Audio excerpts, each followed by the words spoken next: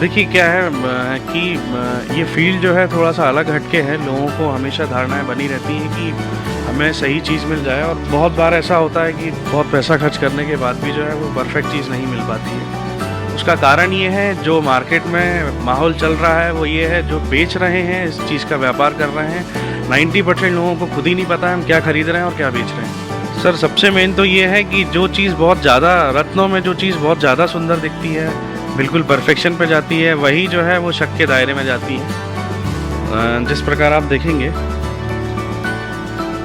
ये चमकता हुआ जो एक आपको स्टोन दिख रहा है, लोग पुखराज इसको समझते हैं ज़्यादातर कि पुखराज बहुत सुंदर सा दिखता है और बहुत कम रेंज में आता है और अच्छी चीज़ हमको मिल जाती है कम पैसों में। बाकी वास्तविकता में ऐसा है नहीं। अब ये एक नकली है, उसका हम कॉपी बोल सकते हैं, और ये जो है ये रियल है।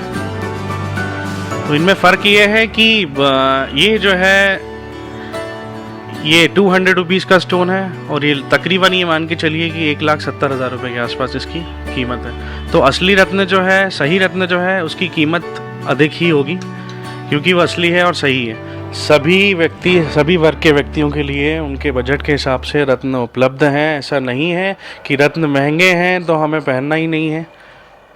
1000 रुपये से शुरुआत हो जाती है लगभग सभी रत्नों की, क्योंकि कहीं ना कहीं इनको एक शुरुआत करना बहुत ज़रूरी है।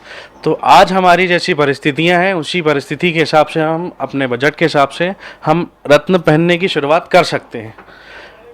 जैसे हमारी परिस्थितियां अपडेट होती हैं, रत्न अपना असर दिखाता है, आपको अपडेट करता है, आपको प्रमोट करता है, फिर ही उसके बाद ही जो है आप बहुत महंगा रत्न आप धारण कर सकते हैं। शुरुआत में आप अपने बजट के हिसाब से आप रत्न पहन सकते हैं।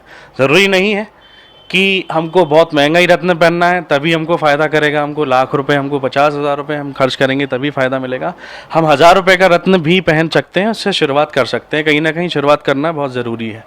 रत्न समुद्र मंथन से प्राप्त हुए हैं और देवताओं के द्वारा अभिमंत्रित होकर के और हमारे पास तक ये हमको विशेष लाभ कराते हैं। और रत्नों से लाभ लेने के लिए रत्नों का सही चुनाव जरूरी है।